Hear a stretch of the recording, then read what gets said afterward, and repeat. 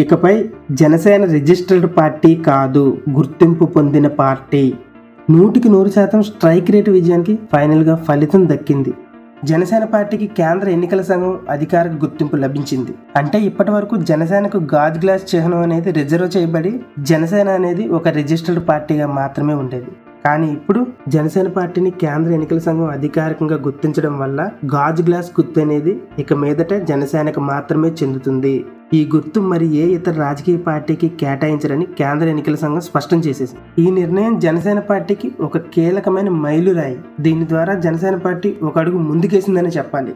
సమాజంలో మార్పు తీసుకురావాలనే ఆశయంతో పవన్ కళ్యాణ్ గారు 2014లో జనసేన పార్టీని స్థాపించారు. దశాబ్ద కాలం అంటే 10 సంవత్సరాలు అలుపెరగని పోరాటం చేశారు. ఎంతో మందితో ఎన్నో మాటలు పడ్డారు. ఆయన కాలి గోటికి కూడా పనికిరాని వాళ్ళు ఆయన్ని వ్యతిరేకించారు, వేలెత్తి చూపించారు. ఇంట్లో ఆడవాళ్ళని తిట్టారు, దుమ్మెత్తి పోశారు, ఎందుకు పనికిరావన్నారు, నీకెందుకు పార్టీ ఒక్క సీటు కూడా గెలవలేదు అని హేళన చేశారు, దత్తపుత్రుడు అన్నారు. ఇలా ఎన్నో అవమానాలను భరిస్తూ పార్టీ నడపడానికి ఫండ్స్ లేక తన సొంత ఆస్తులను అమ్ముకున్నారు. ఆఖరికి ప్రజా శ్రేయస్సే లక్ష్యంగా 2024లో 100% స్ట్రైక్ రేటుతో చారిత్రక విజయంతో రాజకీయ చరిత్రలో జనసేన పెను సంచలనమే సృష్టించింది. ఈ సంచలన విజయం అంత సులువుగా వచ్చిన విజయం కాదు, అది అందరికీ తెలిసిన విషయమే. ఆఖరికి ఎలక్షన్ టైంలో కూడా తనకొచ్చిన 24 అసెంబ్లీ సీట్లలో 3 ఎమ్మెల్యే సీట్లు బీజేపీకి ఇచ్చేశాడు. తనకొచ్చిన 3 పార్లమెంట్ సీట్లలో ఒక ఎంపీ సీట్ బీజేపీకి ఇచ్చేశాడు. అప్పుడు ఆయన తీసుకున్న ఈ నిర్ణయాన్ని అపోజిషన్ పార్టీ వాళ్ళు హేళన చేస్తే సొంత పార్టీ వాళ్ళే వ్యతిరేకించారు. కొంతమంది చాలా ఫీల్ అయిపోయారు.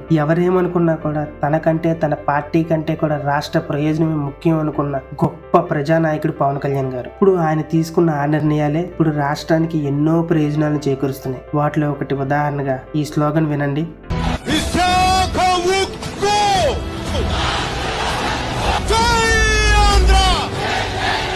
విన్నారుగా, విశాఖ స్టీల్ ప్లాంట్ ప్రైవేటీకరణకు వ్యతిరేకంగా నిరంతరం పోరాడిన ఏకైక వ్యక్తి పవన్ కళ్యాణ్ గారు. 4 పెద్ద బహిరంగ సభలు నిర్వహించారు. ఉద్యోగుల సంఘాల ట్రేడ్ యూనిట్లతో అనేక సమావేశాలు నిర్వహించారు.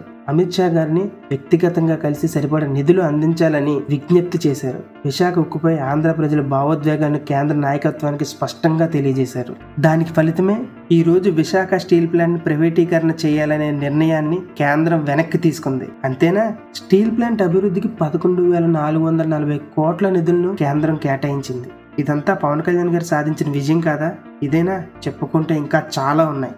యథార్థవాది లోక విరోధి అంటారు కదా, ఆయన షీజ్ ద షిప్ అన్న కూటమి ప్రభుత్వానికి చెందిన హోంమంత్రి నిర్లక్ష్య నిర్ణయాలను వేలెత్తి చూపించినా అది ఒక్క పవన్ కళ్యాణ్ గారికి మాత్రమే సాధ్యమవుతుంది. ఇలాంటి గొప్ప నీతి నిజాయితీ కలిగిన నాయకులు ఎక్కువ కాలం రాజకీయాల్లో ఉండాలి, ప్రజలకు సేవలు అందించాలి. అప్పుడే రాష్ట్రం అభివృద్ధి దిశగా ముందుకు సాగే అవకాశం ఉంటుంది.